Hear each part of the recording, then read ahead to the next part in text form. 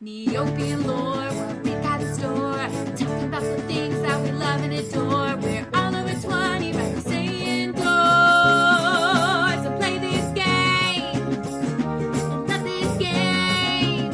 Sometimes hate this game. But let's all talk about Neopian lore. Yeah! Woohoo! Welcome to episode 26 of Neopian Lore. Do you love Dungeons & Dragons? Ever wish you could be transported to your created world? Well, you're in luck. You can live vicariously through the plot, Champions of Meridell. I'll try to be as accurate as possible and attempt to pronounce all names correctly, but keep in mind, this world is fictional and this is all just for fun. I'm your host, Krista Poyman. Now let's cozy up to some nostalgia. Let's go back in time to 2002, when Neopet plots were framed around short videos with art that looked like it was made in Microsoft Paint. It's not great, but boy, is it nostalgic. Champions of Meridell began with this quote, "A long, long time ago, in a place not too far away." We have 4 friends playing the role-playing game NeoQuest, basically Neopia's version of D&D or Warhammer, all in homemade costumes, which I can't help but envision their parents helping them after a long day working a 9 to 5 at Plushy Tycoon or the Kelp restaurant, cutting the cardboard and layering the fabric for their kids' costumes. They're so stinkin' adorable, and we must protect them at all costs. First is Leisha, a yellow Aisha with large red circular glasses who has a wand of Ultranova, the wizard of the group. We then have Kayla, a red Zafara with blue wizard robes covered in stars and is a potion master, the cleric. Next is Morris, a green Quiggle wearing a hood with blue ears, very similar to a blue loop knight we will see very, very soon, and he wields a wooden sword as he is their fighter. And lastly, Boris, a blue bloomeroo who goes as Count Boris. He even dresses like a vampire with fangs, cape, and drawn-on hair with a Sharpie. According to the Neopian Times, he is trying to emulate Count Von Roo. I'm not really sure what his class would be. Boris kinda does his own thing. I think he's just there for a fun ride and friendship, and there is nothing wrong with that. Their NeoQuest game is interrupted by 3 bullies. "Hey, dweebs, I'm sick of you always playing that dumb game. Playtime is over." Ooh, that's some delicious early 2000s bully dialogue for you. The bullies proceed to push over their game, but these 4 nerds are not to be trifled with. They fight back, and the video transitions back and forth between real life and their fantasy world. Or is it? Perhaps it could be the past? Dun dun dun! Leisha isn't a yellow Aisha, she's a valiant knight. When their opponents get knocked over, they're not ordinary Neopets, but fierce Sterrigan ones. The battle is swift, for bullies should know not to mess with nerds who wield weapons. The bullies run off. "I'm gonna go tell my brother." Flash forward to a school trip at the Neopian History Museum. Leisha is enamored by all the historical paintings, and an elderly Tekko takes notice and says, "I couldn't help but noticing that you have an interest in Neopian history. Then you should see some of the really old stuff." He leads her to a back room. "We have some paintings that date back hundreds and hundreds of years. Why, in that painting, you can see the heroic Sir Borodir, the savior of Meridell, who was unfortunately—" His voice trails off. Leisha's eyes go wide as she stares at the loop in the painting. It can't be. This sparks a memory of Leisha's childhood, playing hide-and-seek with her loop brother in the ruins of the legendary land Meridell, destroyed centuries ago. Jaren decided to hide in a hole at the base of a tree, but little did he know that his hiding spot was more than it seemed. Leisha cried out, searching endlessly to find her brother, but he was gone, up and disappeared. Back in present day, Leisha is weeping at the memory of her lost brother. Which, it's sweet and quite sad that in the opening, the kids were envisioning fighting as a knight who looked like a grown-up Jaren. a way to honor him, an homage. Imagine how emotionally traumatic it would be to lose a brother at such a young age. It's wonderful Leisha has a solid friend group. She could have easily pushed others away after going through something so horrific. However, seeing the portrait of Sir Borodir, Leisha has a gut feeling that Jaren was not, in fact, lost. Leisha brings her friends to the ruins of Meridell where Jaren went missing. They aren't taking this endeavor too seriously, though, playing around and calling the adventure boring. I understand, they're kids. Though, pro tip, as someone who works with children for a living, I found the best response to if a kid says, "This is boring," is, "Only boring people get bored." Then they see it as a challenge to try to find the fun in the activity, which is a win for everyone. Leisha says, "I remember it vividly. I was hiding over there and, oh, stop it, you two. This is serious. It's the castle, just like it was in those paintings." No one is listening to her, and her frustration grows. "Morris, if you don't stop playing around, I'll blast you to bits with my..." Her prop Ultranova wand glows as she points it at her friends, and there's a flash of blinding light. As they regain their vision, it's clear they've been transported back in time, inside the Meridell castle.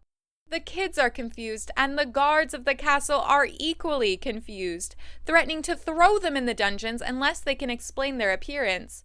The children are flustered and talk all at once. "We came through a portal. We were playing in the ruins. I don't know. We mean no harm." Leisha takes charge and explains exactly what has happened, but the guards are not buying it and escort them down to the cells.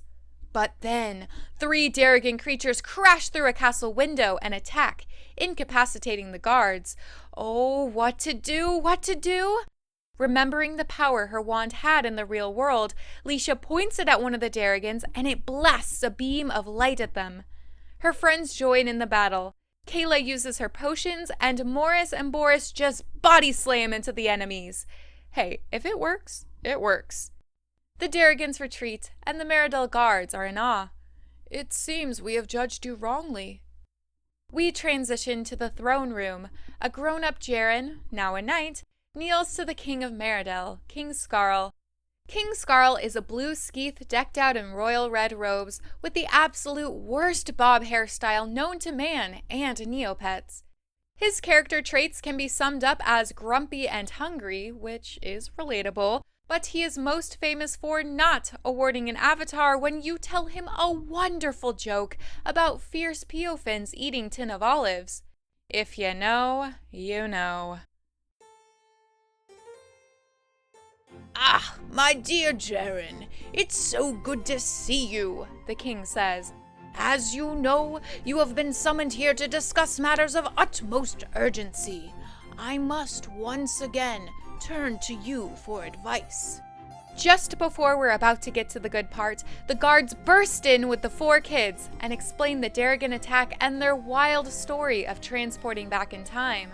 King Skarl is not buying it. "Well, that story seems more like fantasy to me. What do you think, Jaren?" Jaren ponders. "My lord, I would not believe their tale either, if there wasn't something strangely familiar about it." "Ah, it's your sister, Leisha, remember! Oh, this is heartbreaking. You must remember, Jaren." Jaren has a flashback of calling out the name Leisha and looking lost, but remembers nothing more. It would be an extremely traumatic event to transport back in time, especially as a young child. You've lost your home, your family. The social structure and technology are vastly different. No wonder he's blocked out his childhood memory. But even though Jaren doesn't remember, he says, "We are entering dark times, yet somehow feel we can trust them." They are allowed to stay and fight for Meridell. Yes, let's let these middle school children save the day! And now, exposition time. King Skarl explains. "A long time ago, Meridell was not the prosperous land you now see. There was barely enough food to go around. Meridell was slowly becoming a wasteland. My people were dying around me. I couldn't just stand and watch this happen, so I sent a group of my bravest knights to seek help from surrounding lands. They came across an old seer who revealed to them the location of a magical artifact an orb of amazing power. Whoever possesses the orb will have lush meadows and verdant pastures. Diseases and misfortune will be a thing of the past. My brave knights located the orb and brought it back to my kingdom. Once the orb entered Meridell, strange things began to happen. Almost immediately, the land began to change. We were no longer plagued by famine or disease. Crops began to grow once more. The orb has remained in the castle ever since. Meridell has blossomed before my eyes into the land you now know. I can only think those fiends have come to the peaceful land of Meridell for one thing, to steal my orb. You cannot let that happen. Meridell must be protected. But we will soon learn that the way he acquired the orb caused the issues he is having now. There is a gap in the plot about Leisha and Jaren's reconnection, but there is a lovely Neopedia story that I'd love to read before we get to the big battle that fills in the blanks.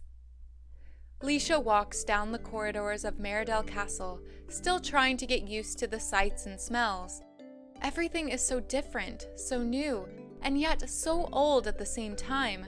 Summoned into the far past of Neopia, she walks among knights and wizards, lords and ladies, heroes and villains of yore. There was one in particular, though. She enters the courtyard and sees him there, practicing with his sword and shield. His brow is beaded with sweat, his eyes fixed upon his opponent. He strikes, parries, and riposts, then stops to offer the younger knight some advice. The younger knight smiles and nods, then notices Leisha watching from the courtyard's edge. Jaren turns and sees her. "Our lesson is done for today," he tells the younger knight. "Come back tomorrow and I'll show you that trick with the shield bash." The younger knight bows and exits the courtyard, leaving Leisha and Jaren alone. I didn't mean to disturb you, She says, looking down at the ground. "You didn't disturb me," Jaren replies. He sets his sword and shield down, then wipes his brow with the back of his paw. It's just, She starts, then stops. Their eyes meet for a moment longer. Then she asks, it is you, isn't it? Jaren's nod is slow. His lips draw tight. "Yes," he says. "It's me." She runs forward then, crashing into him, nearly knocking Jaren over. I knew it! She shouts, I knew it was you! Jaren holds her tight. "And I you," he says. She looks up at him. But when you disappeared, you were my age. Leisha's eyes look confused behind her thick glasses. What happened? He asks her to sit, and they do. Then he takes a deep breath and tells her the story. "I stumbled through the same hole you came through, falling from our own time to this one, the far past of Neopia. I didn't know where I was or how I got there, and I was scared. The night came up into the sky quickly, and without knowing where to go, I wandered through the woods, hearing strange wails and growls everywhere I turned. Then I heard the sound of hooves and armors clanking in the distance. I looked up and there was a knight, a real-life knight, riding towards me. I stood in the road and got his attention. He asked me what I was doing, all alone out in the middle of the Meridell forest in the middle of the night, and I told him what happened to me. 'Strange magics,' the knight named Peridor said, 'but not so strange these days, I think.' He told me he was on his way to Castle Meridell, hoping to rid the land of a foul creature that cursed the castle and the kingdom. King Skarl sent for the bravest knights in the realm, hoping one of them could defeat the beast. The knight said he would take me to the castle, where I could speak to the king's court wizard and see if I could be returned to my own time. Well, I talked to the wizard, but he didn't have a clue. 'I don't know how you got here,' he told me, 'and that means I don't know how to send you back.' So I spent the next few days in the castle as a kind of circus curiosity. Everyone asked me questions about the future. The court wizard told me not to say anything at all, but I told him I really don't know anything to tell. The knight announced he would go out into the woods and fight the creature, but he would need a squire. He looked at me, and King Skarl made it so. He had me suited up in the squire's garb, and I was then sent out with the knights to face the dreadful creature haunting Meridell Woods. The creature brought down Knight Peridor, but Jaren snuck behind and stabbed the monster. Unfortunately, before it died, the creature enacted a wasting curse on the knight, which there was no cure for. That night, under the cover of darkness, I took Peridor's spare sword and his broken breastplate. I put his helmet on my head, even though it was much too large, and rode out on his steed. I whispered my plan in its ear, and it heard me, then nodded. Off we went, out into the darkness of Meridell Woods. So, yes, we have a discrepancy here. Skarl, Jaren, and the guards were confused during the plot about the children claiming to have traveled back in time, even though years prior, Jaren supposedly had done the same thing. My hunch is because Jaren was a child, over time they chalked it up to a wild imagination. As Jaren grew up, he probably thought his memories were made up to explain what he couldn't remember. And with no proof, he has nothing to go on to support his stories. But now, back to the plot. Let's go to the Darrigan Citadel and see their side of things. Many miles away to the north, a dark shadow fell over the land. An evil citadel, floating in the sky, slowly drifted towards the castle of King Skarl. Unbeknownst to the citizens of Meridell, the golden orb that kept their land lush and beautiful was stolen from Lord Darrigan many years ago. Skarl had lied, and now Darrigan was returning for what was rightfully his. Gasp! A twist in events!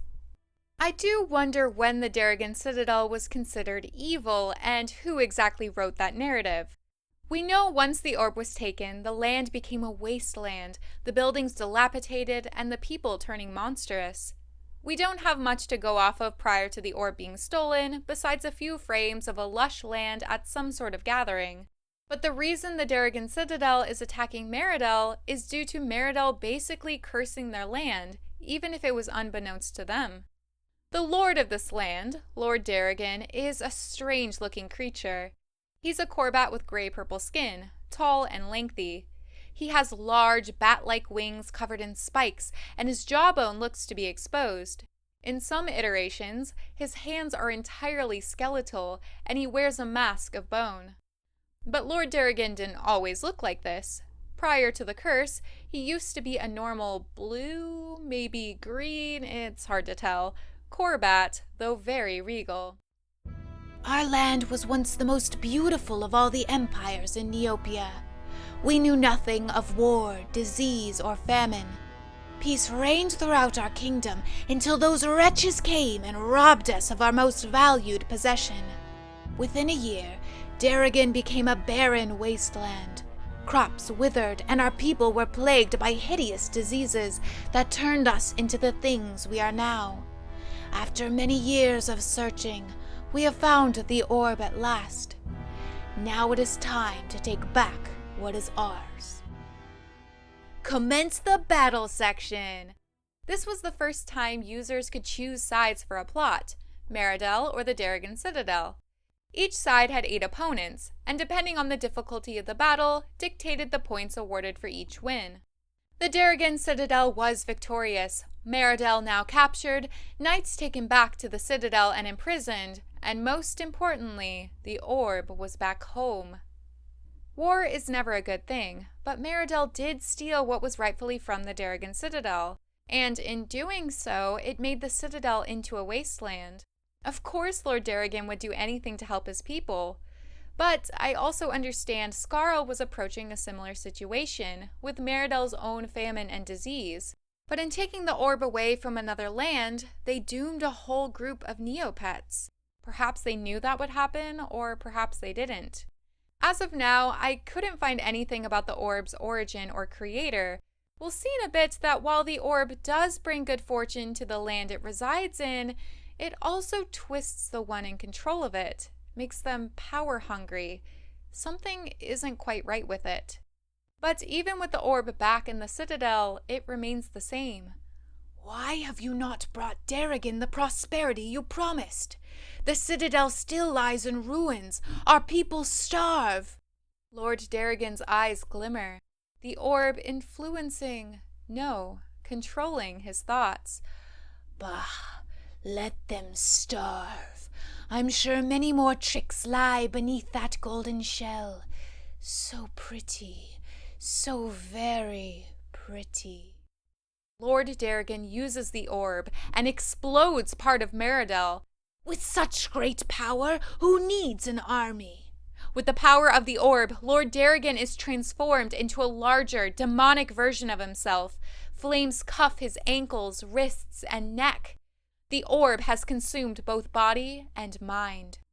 A Meridell Chia knight escapes the Darrigan prison, and the guard, Master Vex, catches up with him. But instead of returning him to prison, helps him escape, as both sides are equally scared of this demonic Lord Darrigan and the disaster he will bring to Neopia.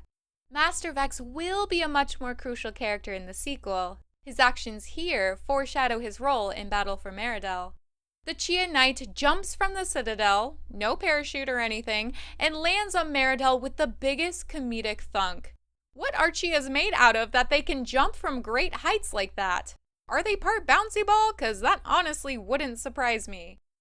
The knight warns the Darrigan guards that have overrun Meridell, telling them of Lord Darrigan's rampage and his plan to destroy all of Neopia. The Darrigan and Meridell armies work together to face off the specter of Lord Darrigan, and in the battle dome, he had a difficulty of 5,000. The dust settles on the battlefield, and in a flash of searing light, the orb consumes Lord Darrigan. Master Vex and King Skarl are both enamored, for if the orb has no master, it must take on another.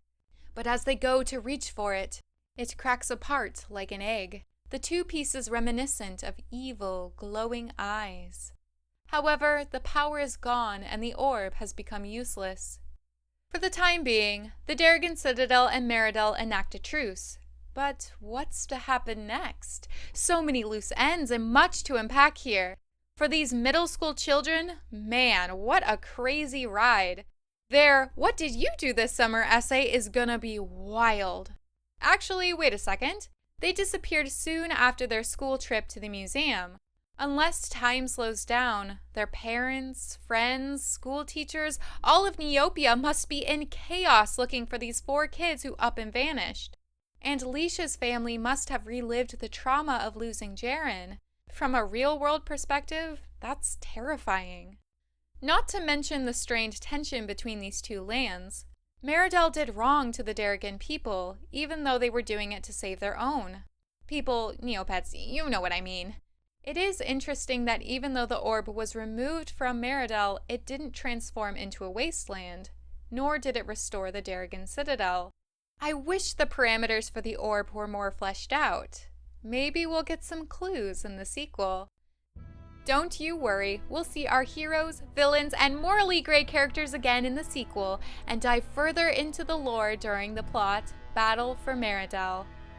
Well, that's all for this episode of Neopian Lore. All characters and licensing belong to Neopets.com. Music was created by me, Krista. I hope you have a peaceful day in Neopia.